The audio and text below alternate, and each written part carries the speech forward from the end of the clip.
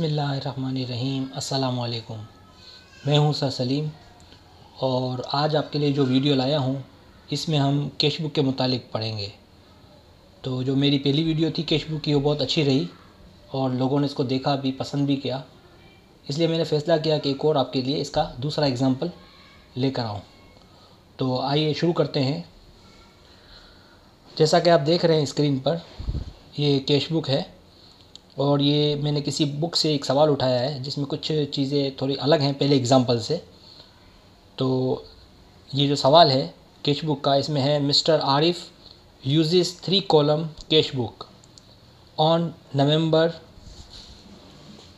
1st 2009 he had cash in hand 2 lakh and cash at bank rupees 2,20,000. he completed the following. अब आप देख रहे हैं कि मिस्टर आरिफ जो है वो 3 कॉलम कैश बुक इस्तेमाल करते हैं और इनके पास जो कैश है वो 2 लाख रुपए है और बैंक में 2,20,000 रुपये हैं।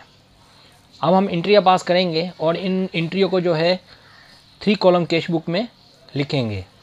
तो देखें आप, पहली एंट्री है November 13 issue a cheque to mister Bilal for ₹48,000 full settlement of ₹49,000। तो यहाँ पर एक जो है मिस्टर आरिफ ने एक चेक जारी किया है बिलाल को, जिसकी कीमत है, जो चेक जारी किया वो 48,000 का है, लेकिन इनको अदायगी करनी थी 49,000 की। तो इसका मतलब ये हुआ कि इनको जो अदायगी करनी थी वो 49 की करनी थी लेकिन 48 की। इसका मतलब ये हुआ आरिफ को 1,000 का फ़ायदा हुआ, बचत हुई इनकी। ठीक है, तो एंट्री क्या पास होगी। अब आप देखें, गौर करें कि ये उन्होंने उधार में जो भी कुछ ख़रीदा था, तो आपको पता है कि जब हम उधार में कोई चीज़ ख़रीदते हैं तो परचेज डेबिट और अकाउंट पेएबल क्रेडिट होता है। लेकिन अगर हम वो पेमेंट कर दें तो अकाउंट पेएबल जो क्रेडिट होता है उसको हम डेबिट करेंगे तो अकाउंट पेएबल जो है वो अकाउंट पेएबल से कट जाएगा।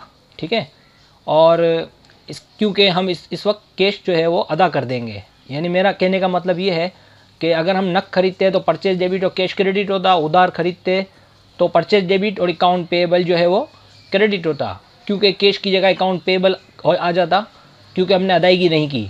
लेकिन जब अदायगी करेंगे तो अकाउंट पेएबल डेबिट हो जाएगा, क्योंकि हमें अकाउंट पेएबल का जो अकाउंट है वो ख़त्म करना है हमें। तो अकाउंट पेएबल डेबिट करेंगे तो अकाउंट पेएबल से कट जाएगा। और परचेस तो हम ऑलरेडी लिख चुके थे, तो अकाउंट पेएबल जब डेबिट होगा, अब इसके बदले में हमने क्या अदा किया, बैंक की सूरत में हमने इनको 48,000 अदा किया। हमें करने थे अदा 49,000। इसका मतलब ये हुआ हमें 1,000 का जो है वो फ़ायदा हुआ। तो आपको पता होगा कि जब आमदनी बढ़े तो आमदनी बढ़े हमारी रूल के मुताबिक तो वो क्रेडिट होती है। तो डिस्काउंट हमारी इनकम है, आमदनी है, हमारा गेन है, हमारा फ़ायदा है, तो इसको हमने क्रेडिट किया। और इनकम जब बढ़े तो क्रेडिट होती है, तो डिस्काउंट जो है ये 1,000 से हमने क्रेडिट किया। हमें 49,000 अदा करने थे लेकिन हमने 48,000 अदा किए, 1,000 का हमें फ़ायदा हुआ, 49,000 हो गए और अकाउंट पेएबल का जो खाता था वो हमने बंद कर दिया, क्लोज कर दिया। तो इस तरह पहली एंट्री पास हो गई। अब अगर हम यहाँ पर आ जाएं कैश बुक में, तो आप देखें कैश बुक में जो है ये 3 कॉलम कैश बुक है। 3 कॉलम कैश बुक इसलिए कहते हैं कि इसमें नंबर 1 तो ये कि डिस्काउंट का तस्करा होता है, नंबर 2 के कैश का तस्करा होता है, नंबर 3 ये कि बैंक का तस्करा होता है। 3 बातों का तस्करा होता है, इसलिए हम इसको 3 कॉलम कैश बुक कहते हैं। तो आप देखें इसमें कि जो हमने एंट्री पास की है अकाउंट पेएबल की, वो राइट साइड पे की है। तो राइट साइड पे एक हिस्सा डेबिट का होता है, एक क्रेडिट का होता है। तो जो राइट साइड का जो हिस्सा है कैश बुक के अंदर, उसमें आप देखें डेबिट साइड पर डेबिट साइड होता है और क्रेडिट साइड होता है। तो डेबिट साइड पे आप देखें अकाउंट पेएबल लिखा है, तो अकाउंट पेएबल डेबिट हुआ था तो हमने इसको डेबिट साइड में लिखा और इसके सामने 2 वैल्यूज़ लिखी हैं। एक बैंक की 48,000, क्योंकि हमने जो पेमेंट की वो बैंक से की, तो बैंक क्रेडिट हुआ था, तो बैंक में 48,000 लिखे हैं। और चूँकि क्रेडिट डिस्काउंट भी हुआ था 1,000, तो इसको भी क्रेडिट साइड पर रखा है। जबकि अकाउंट पेएबल डेबिट हुआ था और आपको पता है कि जब जिम्मेदारी घटे तो डेबिट होती है, तो यहाँ जिम्मेदारी हमारी घट गई, हमने पेमेंट कर दी है, तो अकाउंट पेएबल डेबिट हुआ था, बैंक और डिस्काउंट क्रेडिट हुआ था। तो ये हमारी एंट्री पास हो गई 13 नवंबर की। अब आगे बढ़ते हैं हम। अब अगर हम दूसरी एंट्री की तरफ आ जाएं तो इसमें लिखा हुआ है November 17 received a cheque from mister Hamza, यानी मिस्टर हमज़ा की तरफ से एक चेक हमें मिला ₹18,000 का इन फुल सेटलमेंट ऑफ ₹20,000। इसका मतलब ये हुआ कि हमने कुछ जो है बेचा होगा, इसके बदले में हमें एक चेक मिला है, और ये जो चेक है ये हमें मिला है 18,000 का। और बात हुई कि 18,000 का चेक, यानी हमने जो 20,000 की जो चीज़ बेची थी इसके बदले में हमें 18,000 मिले, इसका मतलब 2,000 कम मिले। इसका मतलब ये हुआ कि हमने जो है डिस्काउंट दिया है।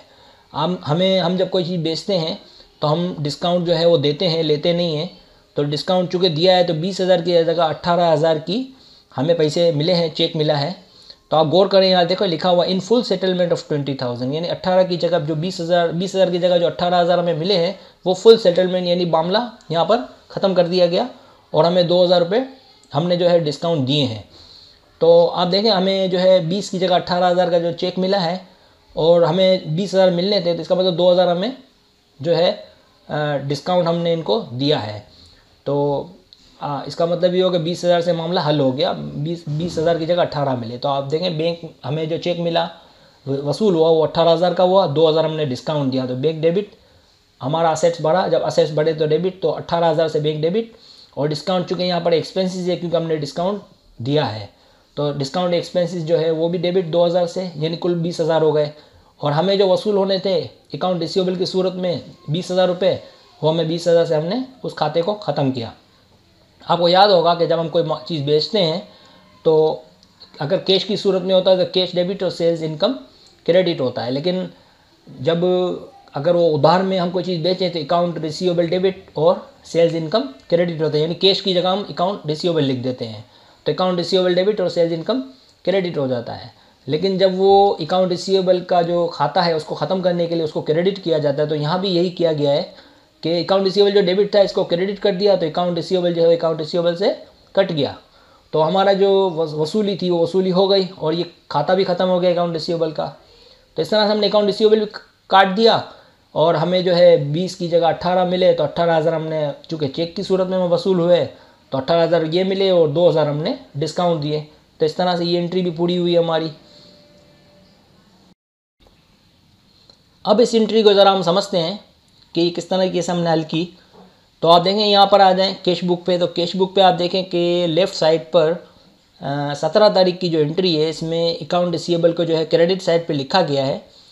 चूँकि अकाउंट रिसीवेबल क्रेडिट हुआ है तो क्रेडिट साइड पे लिखा हुआ है, राइट साइड पे क्रेडिट साइड होता है, और इसके सामने चूँकि बैंक और डिस्काउंट है तो आप देखें कि सामने डिस्काउंट और बैंक भी दिया गया है। बैंक जो है वो 18,000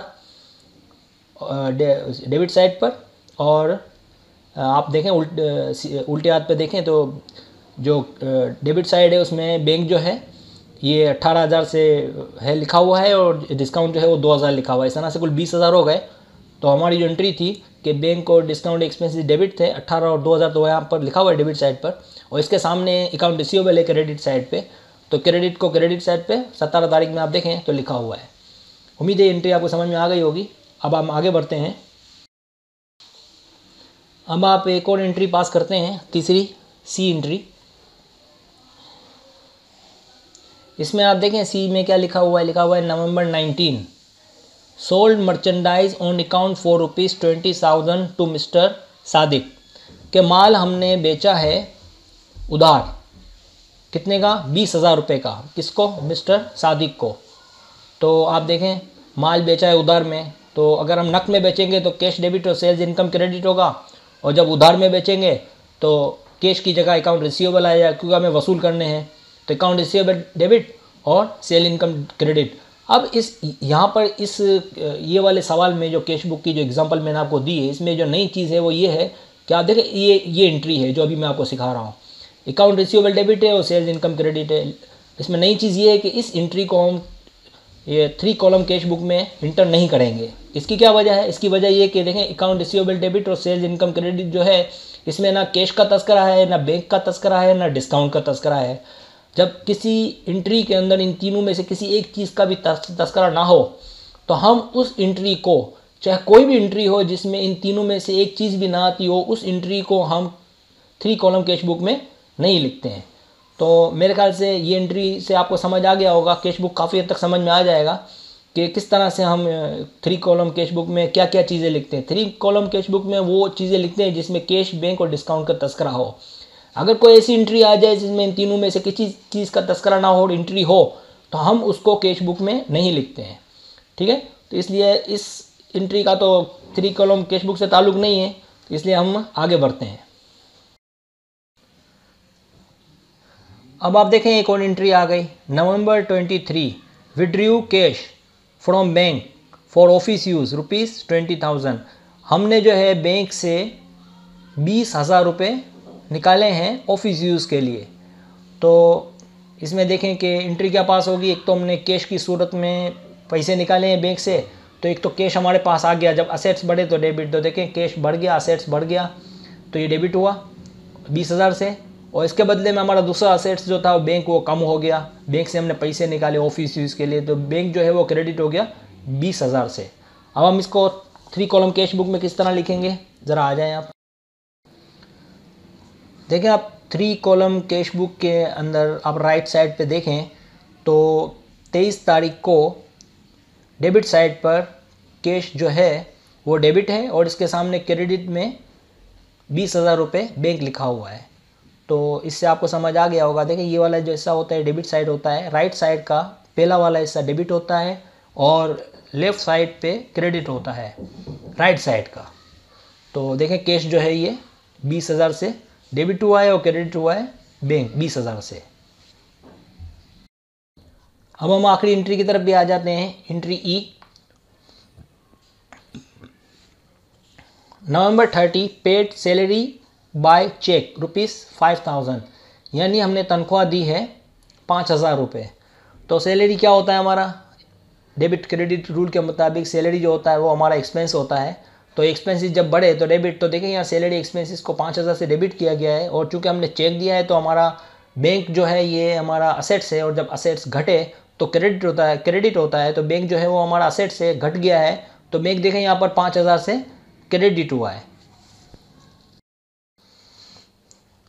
अब आप देखें 30 तारीख को एंट्री को अगर हम 3 कॉलम कैश बुक में देखें तो आप देखें राइट साइड पे डेबिट में सैलरी एक्सपेंसेस लिखा हुआ है और इसके सामने क्रेडिट में बैंक है 5,000 रुपये जो कि बैंक की लाइन में लिखा हुआ है।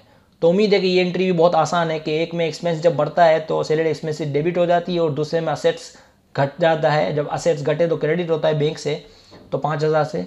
तो ये एंट्री बहुत आसान है। अब हम जो है इनको टोटल करते हैं। कैश बुक हमारा कंप्लीट हुआ। अब हम इसमें देखते हैं कि प्लस माइनस कैसे होता है।